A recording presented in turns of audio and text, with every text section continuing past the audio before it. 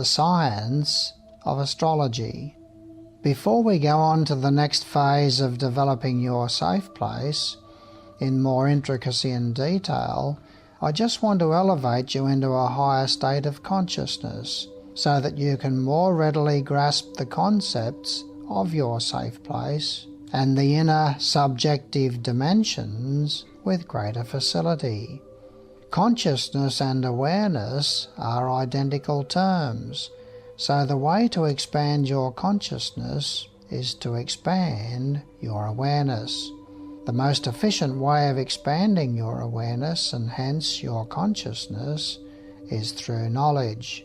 The way to assist you to develop your esoteric sense or to develop your intuitive perception is by gradually exposing you to ever-increasing aspects of God's plan for humanity, to be exposed to the esoteric truths of God's two laws of periodicity and cause and effect, as embodied and implemented through the dual laws of astrology and reincarnation.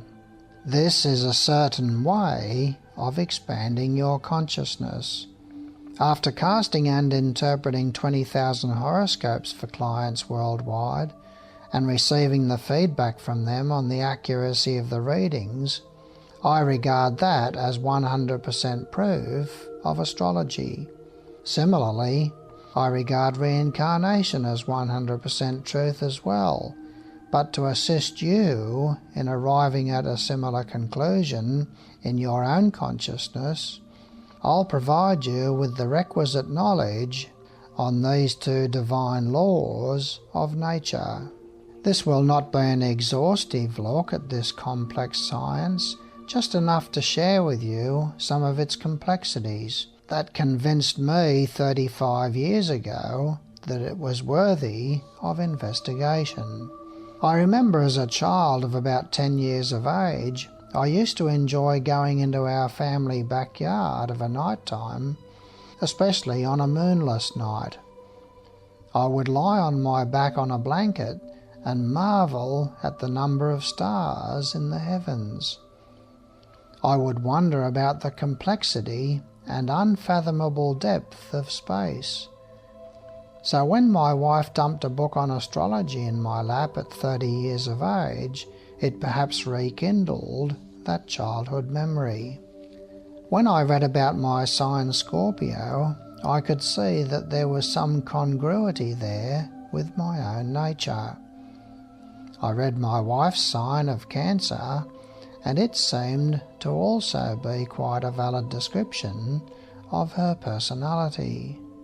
I thought to myself, if there's any truth in astrology, it's worthy of investigation, because that would introduce a whole new perception about the solar system and the planets. It would certainly be indicative of design and purpose in the universe. I decided the next day to go and buy a book on the subject. As I studied that, it became apparent that it was all really based on mathematics. I've often heard God described as a divine mathematician. It was truly amazing as I learnt to cast a chart of myself and study the intricacies of the science. I was able to see from the cycles of the past that all of the major events of my life had happened according to astrological cycles. I'll try to share some of the basics with you in this chapter in as simple terms as possible. Now, astrology is based on the idea that each of the planets in our solar system embody and express the energy of a particular ray. There are 7 rays in our solar system, and each of these rays are assigned an aspect of the will of the solar being, whose body of manifestation is the totality of the solar system. He was the whole, and they were the parts, each with a specific function. I could relate to that because we know in our own body, which is the corporate whole, there are major organs that are assigned individual and specific functions, all contributing to the welfare of the whole. I knew from high school that the planets all had their individual orbits around the Sun. They are portrayed by science, however, as having no particular function or purpose, that they are just useless, meaningless blobs of matter or gas, with orbits that have no design, but are just where they happen to settle after an explosion of the parent star blew them out into space. Anyway, the proof for me was there as evidence as I researched what the textbooks were saying about the planetary locations in my horoscope. The basic idea is this: as the Earth completes one orbit of the Sun every 365 days, there is always the background space behind the Sun. Even though it is not the Sun that moves, but the Earth, there is every 30 days a different 30-degree section of space behind the Sun. That circle of background space in 12 equal segments of 30 degrees are referred to as the signs of the zodiac. The idea is that the Sun takes on the energies of that particular sign that it sits in during that 30-day period. Astrologically speaking, the Sun is regarded as being in that sign during that 30-day period. Because all circles only have 360 degrees, it means that after each revolution of the Earth around the Sun is back to the first sign of the zodiac at the same time each year. These 12 signs or segments of background space each have their own characteristic energies. We all know, for example, Aries people are active, Taurians are security conscious, Geminis are changeable, Cancer are domesticated, Leos are proud and outgoing, Virgos are meticulous with detail, Librans love music and art, Scorpios are deep and mysterious, Sagittarians are adventurous, Capricorns are practical, Aquarians are unique and individual, whilst Pisces are mystical and psychic. The reason their basic personality is like that, depending on which sign the Sun was in at the time that they were born, is because the Sun is the symbol in astrology for the overall personality. We all know, however, that all Pisces are not exactly the same. They all have personality traits that make them unique and different in certain ways from other Pisces. The reason why is that all of the other planets, including the Moon, also have their particular function in the overall scheme of things. So this brings in other facets of astrology that add to the overall complexity of the science. Basically, the idea is this: the Moon rules our emotions, Mercury rules our mind, Venus rules our love nature, Mars rules our vitality and sex drive, Jupiter rules our expansiveness in various ways, Saturn rules our practicality, Uranus rules our ingenuity and intuition, Neptune rules our spirituality, and Pluto rules our regeneration. So here we have a picture of some of the intricacies of astrology. We have 12 background signs of the zodiac, each with their own unique energies. We have 10 planets, including the Moon and the Sun, all with their own particular function to fulfill within the corporate whole. Now, from our position here on Earth, not only will the Sun be in one of the 12 signs of the zodiac at the time of our first breath, but so also will these other 9 planets be in some section of this zodiac. In other words, the moon must have some 30-degree section of background space behind it when we take our first breath, as must Mercury, Venus, Mars, and all the other planets. The combination of juxtapositions of all the planets in their various locations is such that there won't be another person with the same combination of planetary positions as you for over 20,000 years. Now that is amazing. It means that you are a very unique person when you consider that all those 10 planets have their own basic energy and function modified by the sign that it sat in at the time of your birth. That means, in the example of your emotional makeup as an Aries, you will be different emotionally from other Aries people because your moon, which rules your emotions, is in a different sign than that of other Aries. So if we take 12 Aries people, each of them could be different emotionally because each of them has the moon in a different sign than the other 11. When we then add another aspect of our personality into the equation, the location of Mercury in the 12 signs, which rules our mind and our form of communication, it means that you could have 144 Aries people in one room, and all of them would have different combinations of their overall emotional and mental makeup. If we then bring Venus into the equation, which rules our love nature, we could have 144 times 12 Aries people, which is 1,728 Aries people in the one conference hall, but all would have a different combination of their emotions, mind, and love nature. Wow! When we bring in the remaining planets, Mars, Jupiter, Uranus, Neptune and Pluto, with their individual functions into the equation, we could have hundreds of thousands of Aries people in a football stadium, and all of them would be unique in their planetary expression. These planets in the signs represent only one aspect of astrology.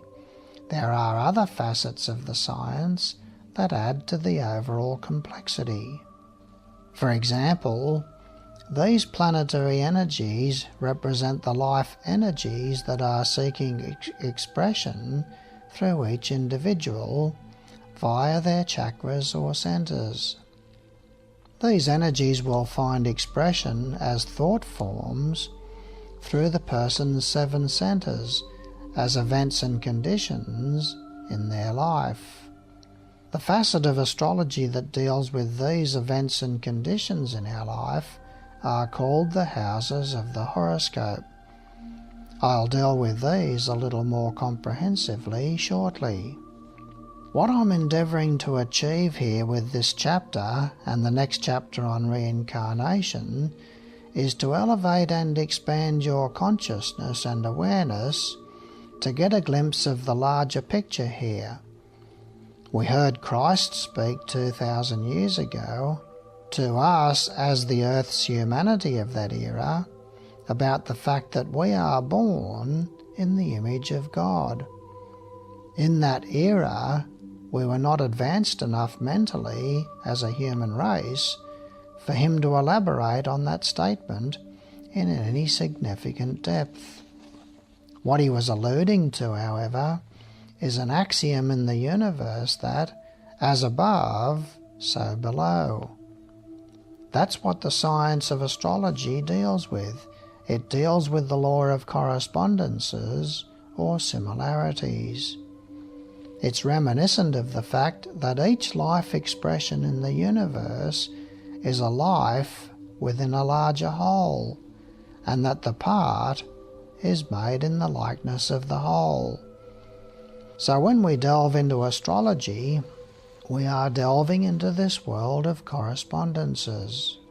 We live within the body of a self-conscious being whose body of manifestation is the planet Earth. That life is a centre in the body of a corporate whole, which expresses its life through the solar system. That solar deity is part of a larger whole comprising of a constellation of 7 stars, and so on, in ever-increasing levels of complexity. 2,000 years ago, we didn't have the mental capabilities as a human race to be able to make sense of or to comprehend and conceive of such a complex reality. Today, we are. We can comprehend and conceive of the possibility of lives within lives within lives. You might say that, according to this law of correspondences, every life within our solar system is stamped with the nature of the 12 signs of the Zodiac. They are expressions of constellations of stars, which are in fact archetypal energies to the microcosmic solar system. Now I know that you might be saying to yourself, this is something that I can't conceive of. It all just boggles the mind. Well, don't worry about that. You don't have to understand this larger picture. Just by reading these concepts, it expands your consciousness. It lifts you to a higher level of understanding, even if you don't understand it all. Landing a man on the moon would have been totally inconceivable to our Earth's humanity only 200 years ago. Now it's an established fact. I want to assist you in developing vision. I want to broaden your horizons so that you can get a vision of the larger scheme of things. Basically, I want to light the fires of freedom within you so that you can be motivated and inspired to throw off the shackles of a limited vision, to throw off the shackles of a limited self-image, held back by a range of possibilities that is inhibited by fear, anxiety, low self-esteem, anger, self-pity, shame, and guilt. So now that we've had a brief look at a larger whole, let's continue to share together some deeper understanding of the amazing complexity of this science of astrology. I just wanted to assure you that it was okay to be confused and overwhelmed by this glimpse at the larger scheme of things. That's okay. Shortly, we're going to go back to the practical realities of researching in more depth the amazing intricacies of meditation and how you can utilize the skills of this ancient art to clear away the limitations and blockages deeply ingrained within each of our personalities.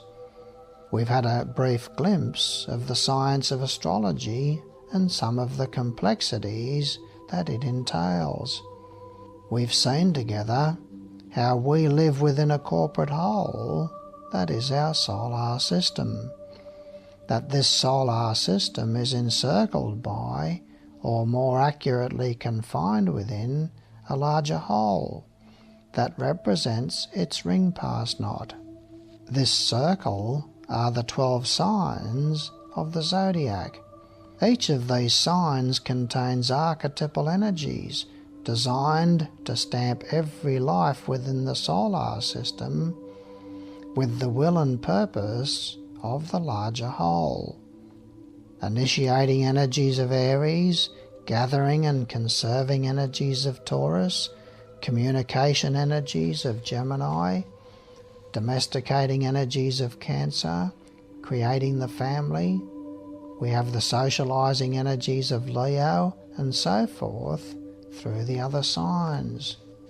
The next thing that we begin to realize together is that the 7 major planets in our solar system represent the 7 chakras or centers in the body of the corporate whole, the solar system. They hold within themselves the energies of the will, purpose, function, and design of that solar deity. They in fact embody within themselves what is known as the 7 rays of our solar system.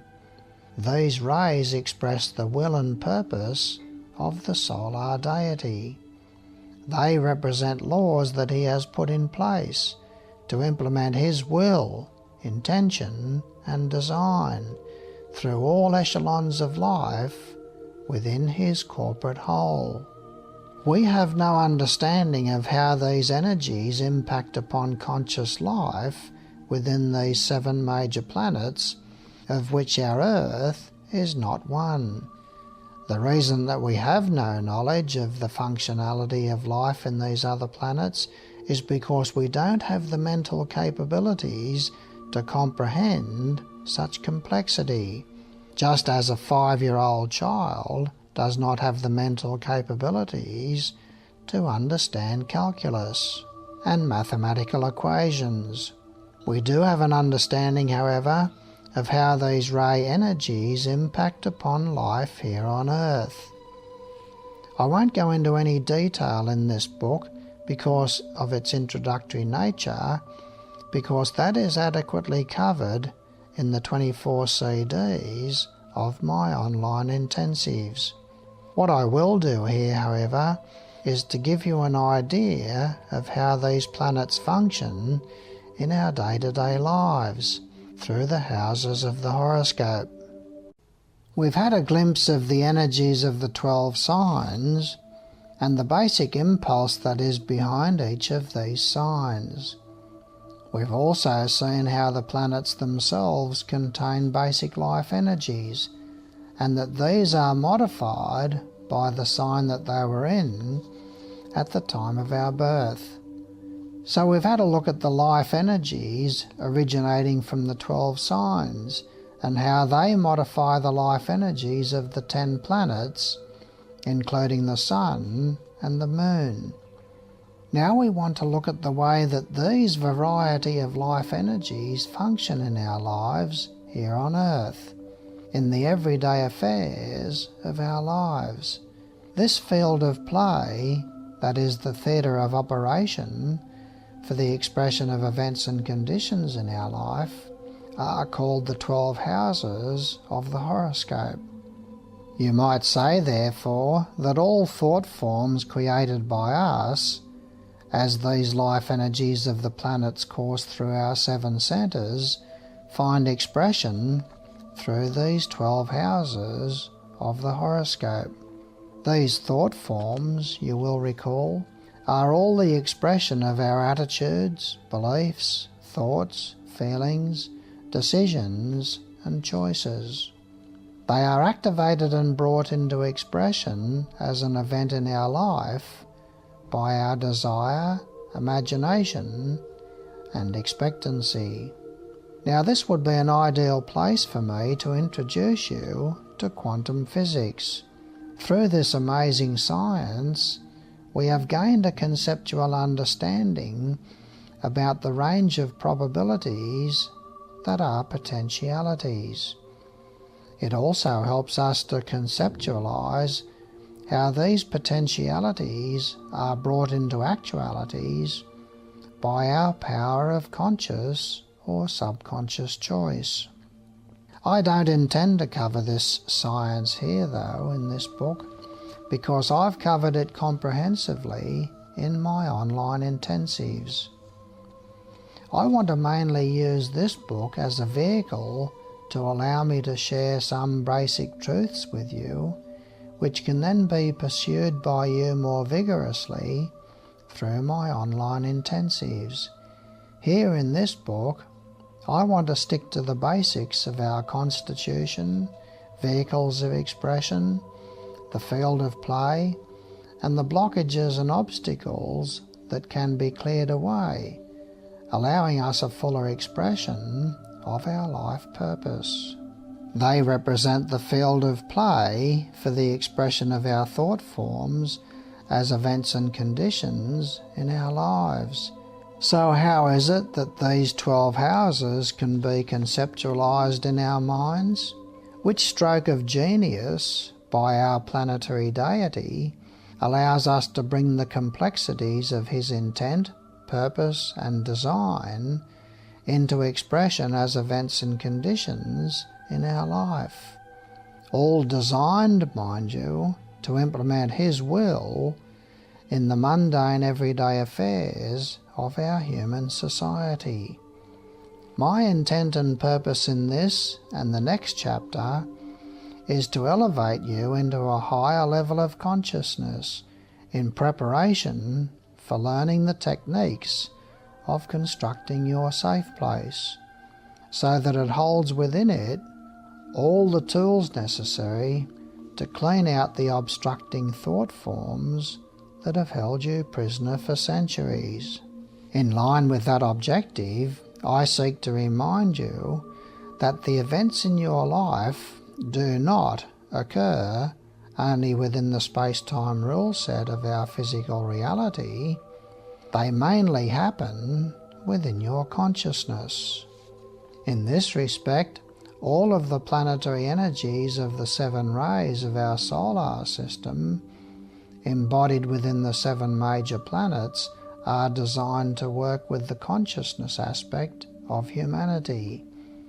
That means the soul aspect, because all consciousness is conferred by the soul of each individual.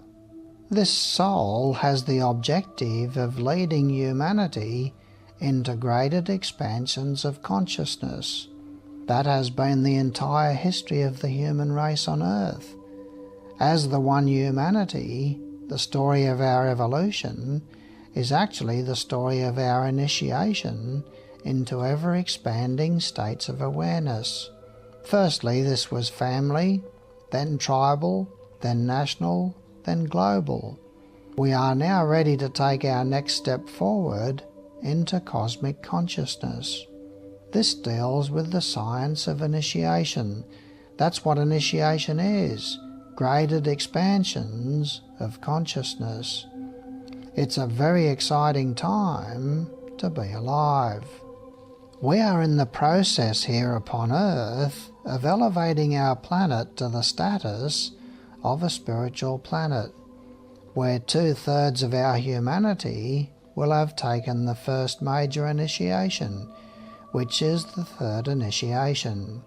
This is the initiation where a human being is transfigured into a soul-infused personality. This hopefully can be achieved in the next 2,000 years, which is the age of Aquarius that we're now moving into. So all of these 7 major planets are spiritual planets, expressing their life energies through all forms of life on Earth, with the intention, purpose, objective and function of implementing the will of our solar deity. These 7 planets are enumerated as follows. Vulcan. This planet is so rarefied that it exists only in etheric energy and is the heart of the sun. It embodies the first ray, the ray of will or power. It works through all forms of government and politics throughout the world. Esoterically speaking, it is the soul and spirit aspect of the sun, whereas the physical sun provides the etheric energy to all physical forms in the system. Jupiter. It is also very rarefied, existing only as a gas giant. It embodies the second ray of love wisdom. It works to expand the consciousness of humanity through all forms of education, always seeking to expand to new horizons of human welfare. It works through all institutions that seek to ameliorate the suffering of humanity. Saturn. It is also very rarefied and exists as a gas giant. It embodies the third ray of intelligent activity. It promotes all forms of commerce, industry, civilization, culture, business, trade, and enterprise throughout our planet. Mercury. This planet is the embodiment of the fourth ray of harmony through conflict. It ever works to seek balance within the pairs of opposites, spirit and matter. In the interplay between these opposites comes the development of mind. It seeks to promote dialogue and communication between soul and personality via the arts and entertainment. Venus. This planet of beauty is the embodiment of the fifth ray of concrete knowledge. It seeks to attract mankind to the wonders and beauty of the material forms, including the human body, with a view to revealing the soul hidden and disguised within the form. It rules all of the various divisions of science. Neptune. Again we have a rarefied gas giant. It is the embodiment of the sixth ray of devotion and abstract idealism. It fosters and promotes all of the religions of the world and other expressions of idealism such as human rights and environmental protection. Uranus. Another gas giant, it is the embodiment of the seventh ray of ceremonial law, order and ritual. It has under its domain the fields of law, order, economics, and money as concretized energy. As such, all the security forces of the world, justice systems of law courts, and defense forces are part of its expression. All these planets find a dual expression upon Earth because they are finding expression at this stage of human development through our imperfect or unspiritual personalities.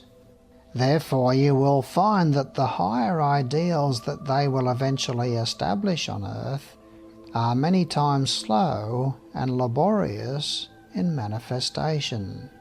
Nevertheless, these 7 planets represent the 7 major centers or chakras in the body of the solar deity, and embody within themselves his will, purpose, function, intent, and design for all life forms within his body of manifestation, the solar system. Let's look briefly now at the way in which these planets find expression as events in the life of humanity via our space-time rule set, that is our field of play. This is a separate division of astrology known as the houses of the horoscope. We've looked briefly at the life energies that are coursing through our centers, which are the 7 major planets. We've developed some understanding together about how these 7 ray energies are in turn modified by larger archetypal energies expressing through the 12 signs of the zodiac. So these are the energies that are impelling us and motivating us into some form of experiment, experience, and expression. These stem from our attitudes, beliefs, thoughts, feelings, decisions, and choices. In the process, we create thought forms. These thought forms seek expression via our 7 etheric centers through our desire, imagination, and expectation. Now we're ready to learn a little about the mechanism or device that determines the timing of these thought forms achieving expression as events in our reality. The houses of the horoscope are 12 in number and are determined by the time of our first breath. At this time, which is recorded by most hospitals these days, there is a point on the eastern horizon which is part of that 360-degree circle of the zodiac. There is also a point that is immediately overhead, the midpoint in the heavens, which is vertically above us when we take our first breath. These 2 points are the main points that determine the location of the 12 houses of our horoscope. The point on the eastern horizon is called the ascendant or rising sign. The point immediately overhead is called the midheaven. Now that we have these 2 points determined, we can ascertain the 12 sections of the horoscope called houses. The point on the eastern horizon, or the ascendant, represents the start or cusp of the first house. The point immediately opposite is the cusp of the 7th house. The point immediately overhead is the cusp of the 10th house, and the point opposite that is the 4th house cusp. These 4 points of the horoscope are called the 4 cardinal points. To determine the other house cusps, we just count around the circle of the zodiac in an anti-clockwise direction in 30-degree sections. So if the sign on the ascendant is 15 degrees Scorpio, for example, the point on the cusp of the 2nd house will be 15 degrees in Sagittarius. The sign on the 3rd house cusp will be 15 degrees Capricorn. Therefore, this particular horoscope will have 15 degrees Aquarius on the 4th house, 15 degrees Taurus on the cusp of the 7th house, 15 degrees Leo on the cusp of the 10th house, and so forth, with all the other house cusps. Now that we understand how the house cusps are determined, let's see if we can acquire together a little understanding about what type of events are expressed through each of these 12 houses. These houses are the theatre of operation, what you might say, for the expression of our thought forms as events and conditions in our life. It's important to understand that the science of astrology is not an exact science. It is a science that deals with symbols, correspondences, metaphor, and similarities. That simply means that the astrologer is dealing with the expression of energies that can find expression through a whole variety of probabilities, some of which become actualities. These 12 houses are: first house. This house deals with our personal interests, physical body, early childhood, and self-initiated efforts. It rules the head and the face. Second house. This rules the material possessions and the means of securing such things as money. It rules matters relating to our sense of security. It rules the throat and neck. Third house. This is our immediate field of expression, hence those closest to us, such as siblings, neighbours, aunts, uncles, etc. It involves the local neighbourhood and short journeys. It rules the hands, arms, shoulders, and lungs. Fourth house. This rules the home environment and the main parent, generally the mother. It rules the stomach and relates to the latter part of life. Fifth house. This rules pleasure, children, entertainment and amusement, and it rules the heart. Love and romance are matters of the heart. Sixth house. This rules service through the job as an employee. Meaningful work is necessary for good health. All health and matters of diet are resident here. It rules the intestinal tract as distinct from the stomach. 7th house. This is opposite to the 1st house of personal self, so it rules the partner or spouse, the other half. It rules the general public and matters of law. It rules the back and the kidneys. 8th house. This rules the spouse's finances, bowels, transformation, taxes and death, the ultimate transformation. 9th house. This rules higher education, foreign travel, philosophy and religious ideals. It rules the thighs. 10th house. This rules business as distinct from employment. It rules the other parent, generally the father, and all forms of government. It rules the knees. 11th house. This rules friends and acquaintances as distinct from lovers. It rules group activity and other people's children, clubs and societies. It rules the ankles. 12th house.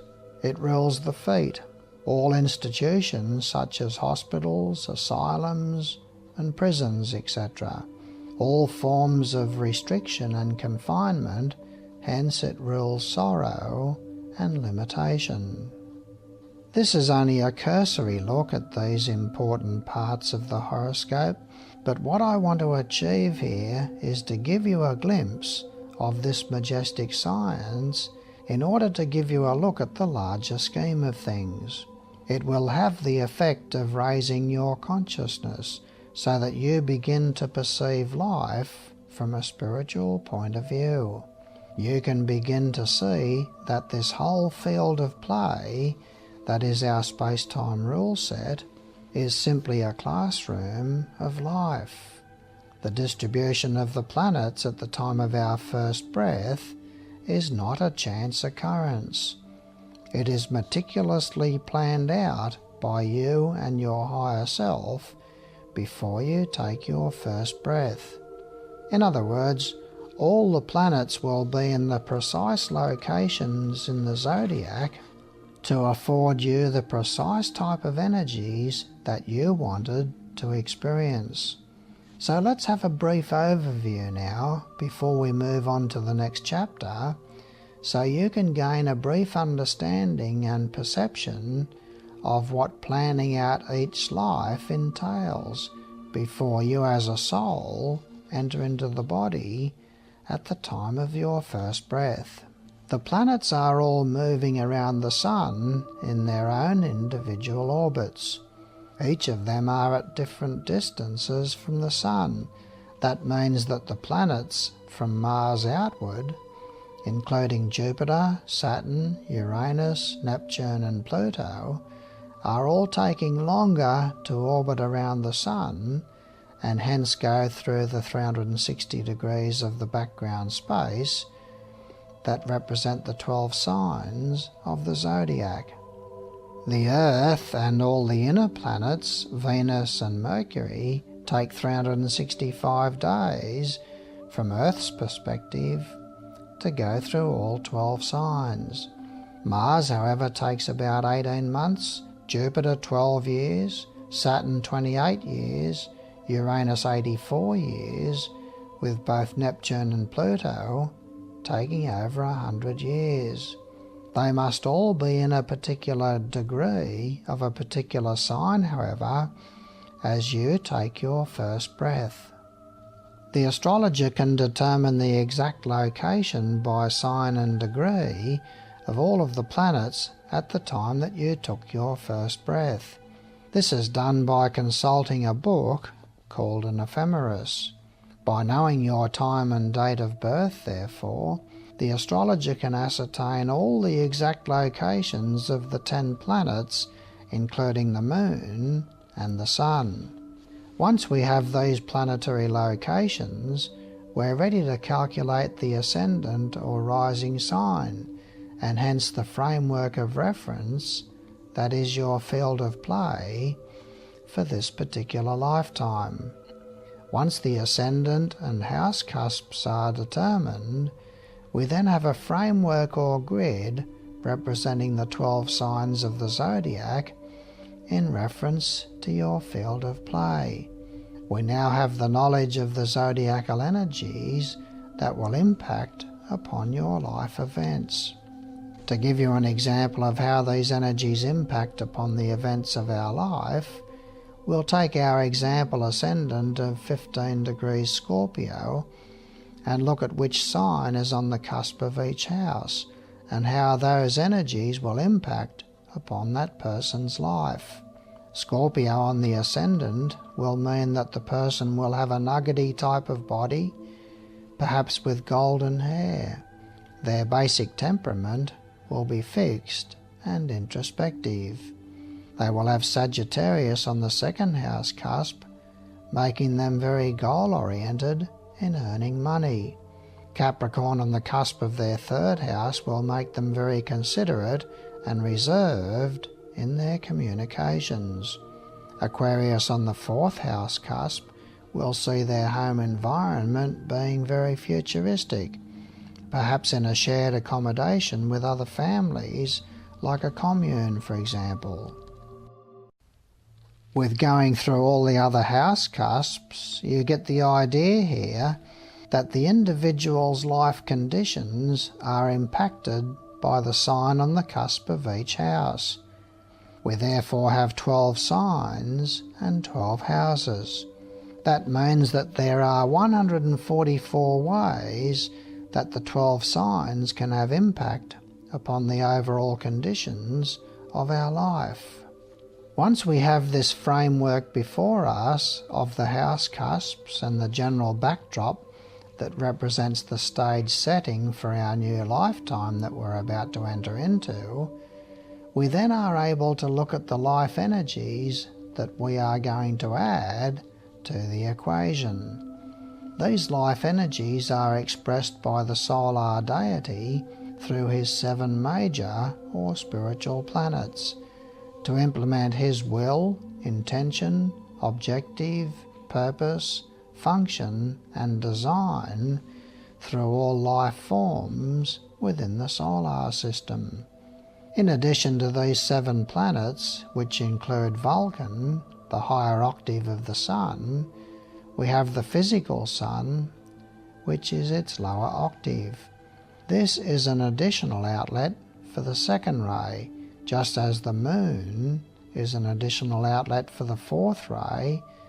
Mars is an additional outlet for the 6th ray, whilst Pluto is an additional outlet for the 1st ray. We know the location of all of the 10 planets at the time that you took your first breath, so all we have to do now is place them in the circle of the horoscope in their relevant location by sign and degree of the zodiac, and they must automatically be placed somewhere within the houses as well. 2 things we can ascertain from this configuration. Firstly, the nature of these ray energies that have their own particular life forces, but they are modified by the sign that they were in at the time of your birth. The 6th ray energies of Mars, for example, will be expressed by you in a very different way if they are in the sign Pisces than they will if Mars is in the sign Aries. In the first case, the Martian energies will be subdued and expressed more internally, as is the nature of Pisces, whereas in the sign Aries, the Martian energies will be expressed in an enthusiastic and outgoing way. So with all of the 10 planets placed in their various locations within the horoscope, we have an idea of the background energies of the field of play from the signs on the cusp of the houses. We also have an idea of your life energies determined by the 10 planets in the various signs of the zodiac, which modify their expression through the personality vehicles of etheric, emotional, and conscious mind. We also have an idea of the areas of your field of play represented by the planetary placements within the houses of the horoscope, where these life energies are going to find expression. Now we get to the climax of this whole chapter. I've trusted that you had the patience to persevere with me here, because all of this preceding detail on the complexities have been leading to an understanding of how our lives are planned out prior to coming into incarnation. All of these planetary or life energies are expressions of rays that carry out the will of the one whose body we live in and have our being, the solar deity. They all represent high spiritual energies that are designed to aid us in our quest for perfection, so that we can pass our tests, take our sequential initiations, which are graded expansions of consciousness, and in the process become more of who we really are. All of these planetary energies, therefore, are designed to inculcate within our nature, over a period of hundreds of lifetimes, certain virtues, strengths, and qualities that are a reflection of the qualities of the soul: love, tenderness, kindness, sympathy, tolerance, patience, trust, devotion, idealism, vision, courage, persistence, determination, forgiveness, empathy, etc. All of these qualities are the higher octaves of the 7 rays of our solar system. The first ray builds will and power, second ray love and sympathy, third ray ingenuity and planning ability, fourth ray a love of harmony and balance, fifth ray of intuition and higher mind, sixth ray devotion and idealism, while the 7th ray gives adaptation and vision. We all know, however, that energy can be utilized for both constructive and destructive expression. Electricity, for example, can be used to light up a home, or it can be used to electrocute and kill. God has created a universe where the most powerful force is conscious choice. We could never learn the art of discernment if God's will was imposed on us. He therefore grants us all free will to express our life energies positively or negatively. He has put in place laws, however, that are part of the cosmic law of economy. This law is an expression of God's will that ultimately ensures that all of his life energies will eventually be expressed positively. In order to determine that all energy will eventually and ultimately be expressed and utilized economically, this law brings about an adjustment whenever energy is used unwisely. This law that brings about this adjustment is the law of cause and effect. Basically, this law states that for every act that represents an unwise or uneconomical use of energy, it will become a cause which must have an effect. This effect will bring an impact upon the consciousness of the person initiating the cause. This impact will be painful in order to adjust future behavior. So what you do in the intervening period between lives is to review your past life to see how often you misused life energies that were coursing through you.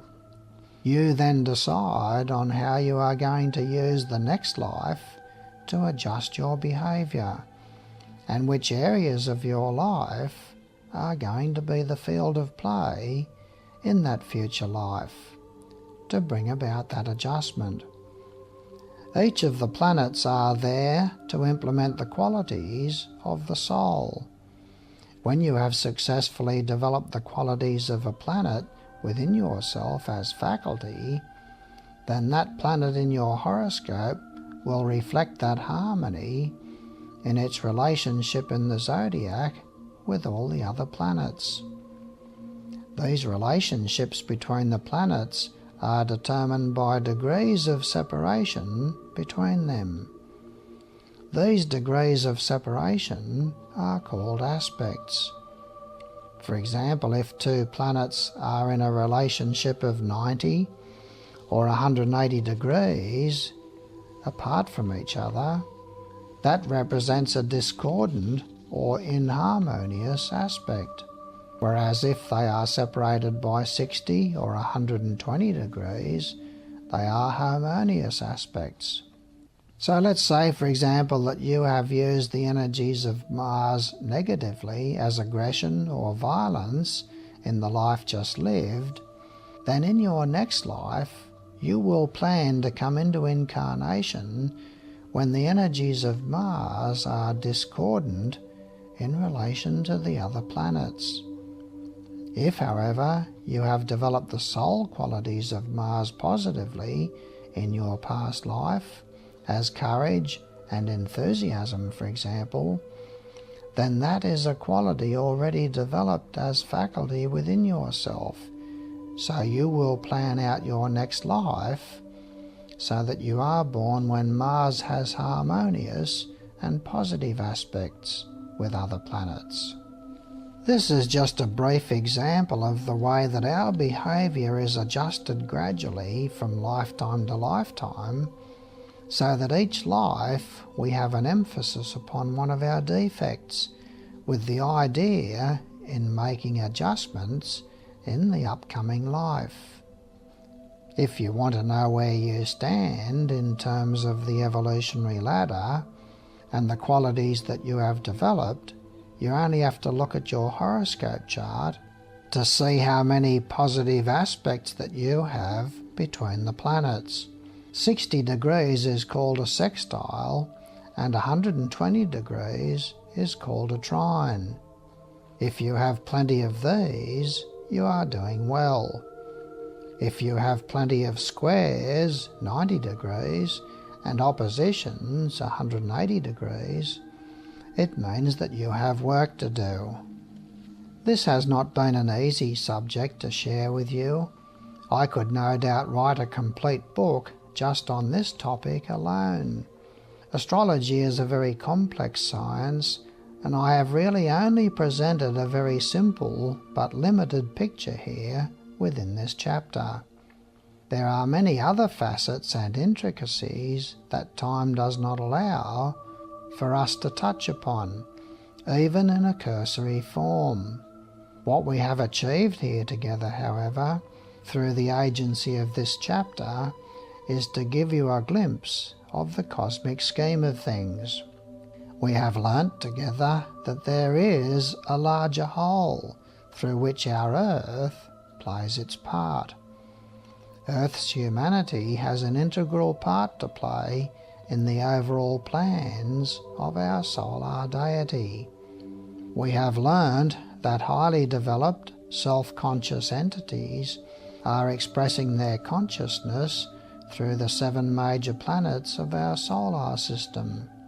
We have learnt that they work together within the corporate whole to implement the will of our solar deity. We have an inkling that he is working toward a goal on cosmic levels that we cannot possibly conceive of or understand with our limited state of consciousness. This chapter has represented a massive expansion of consciousness for you. We are on a journey in consciousness together through the agency of this book, but in this chapter in particular, that journey has provided a glimpse of a larger plan that is at back of our earthly concerns. We have gained a glimpse of a wider world of lives within lives within lives. a world where it is not just us and God.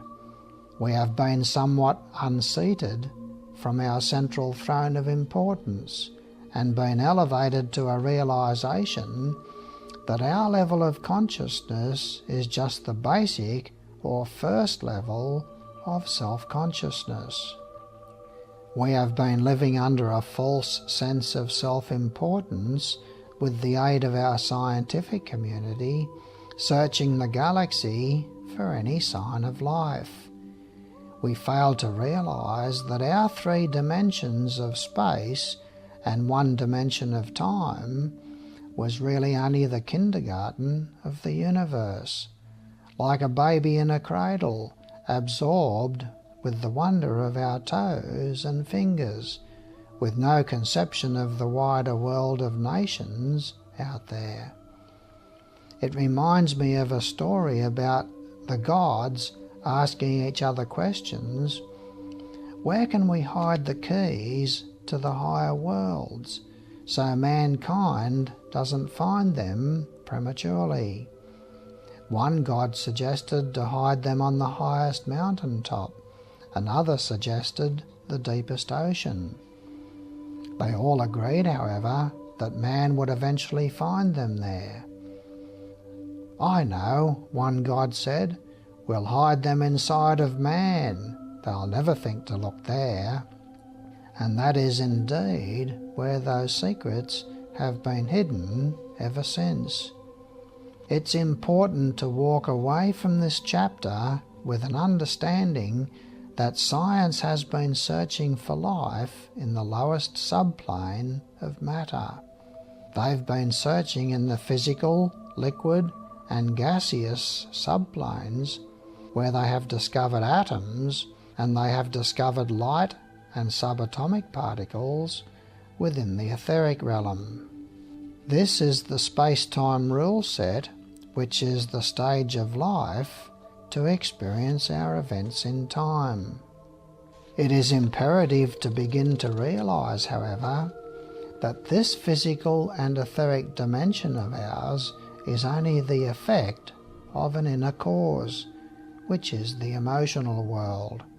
The emotional counterpart, or thought form, is the inner cause of everything in our physical world, and that emotional cause is only an effect of a more real mental component.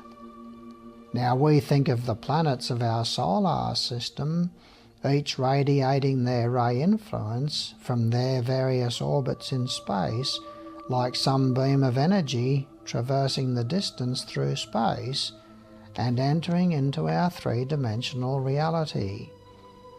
This whole perception, however, is only an illusion. The more real worlds, where these energies originate from, are not part of our 3 worlds of personality expression. They are not part of our etheric, physical, emotional, or mental world at all. All the lives that make up these planetary levels of consciousness exist on the 4 higher planes of our comprehensible universe. These 4 planes are the intuition, spiritual will, spirit, and divine. These planes exist outside of time and space. That means that the true planets exist in the non-local domain. It means that they are not here or there, but everywhere at once. Now this concept is not easy for us to grasp, but we are like the baby in the bassinet, fascinated by his toes, but having no conception of the wider world. We are, however, in the process of developing these higher faculties of perception to enable us to perceive and conceive of these higher dimensions. We are in the process, led by those on the crest of the wave of evolution, of unfolding those powers of the intuition, spiritual will, and spirit. To bridge that gap between where we are and where we want to be, we must develop our higher mind. This is the ability to develop a synthetic understanding about any particular subject. Once we develop these capabilities, we force the development of the intuition, which means we have recall of any aspect of the subject without using the thinking process. By reading this book, you are beginning to get a glimpse of a larger whole, a larger scheme of things where highly developed echelons of self-conscious beings are implementing the will of the larger whole, which is the solar system. These echelons of conscious beings have evolved beyond the point of having any bodies made up of the matter of our three lower worlds, mental, emotional, and etheric/physical. In their state of development, these three lower worlds are only the cosmic dense physical, liquid, and gaseous planes. They have their consciousness within the cosmic etheric levels, which are the planes of intuition, spiritual will, spirit, and divine. We are in the process of emulating them. Above and beyond these 7 planes of ours, there are higher worlds that we can have no conception of, but these higher planes represent the goal for these planetary beings to work toward. One of the laws that God has put in place in the universe is the law of service and sacrifice. This law basically states that for any being of consciousness at any level in the universe to attain the next level of growth, they can only do so by lifting the lower levels up to their level. That means that for these planetary beings to progress on the evolutionary ladder to the point where they become solar systems themselves, they must lift us up to the level of consciousness that they enjoy. They are developing their cosmic etheric body in order for them to move to the next level, the development of their cosmic emotional body. In order for them to achieve that, they must, by law, lift us up to the cosmic etheric levels of consciousness. These levels are the intuition, spiritual will, and spirit. As yet we have no aspect of ourselves on the plane divine. So our goal is to develop the capacity to function in consciousness in the 4th, 3rd, and 2nd cosmic ethers. So when we now go back to the 12 houses of our horoscope, we realize that this field of play is the arena whereby we eventually are aided by our planetary elder brothers and lifted into the cosmic etheric levels of consciousness. They do so according to the laws of service and sacrifice.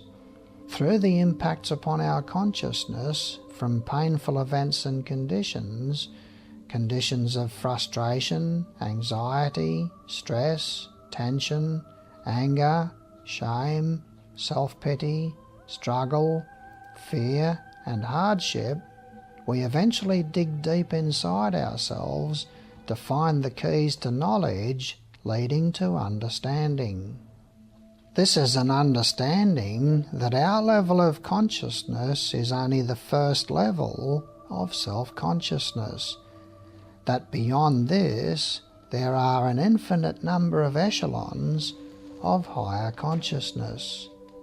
It begins to dawn upon our awareness that we are on a very long journey through hundreds of lifetimes, aided by our planetary friends, to become more of who we really are. In the after-death state, after each life, together with our higher self, we are able to make a connection between cause and effect. We are able to see that in every case where pain impacted upon our consciousness from painful events, it was traced back to ourselves as the originating cause.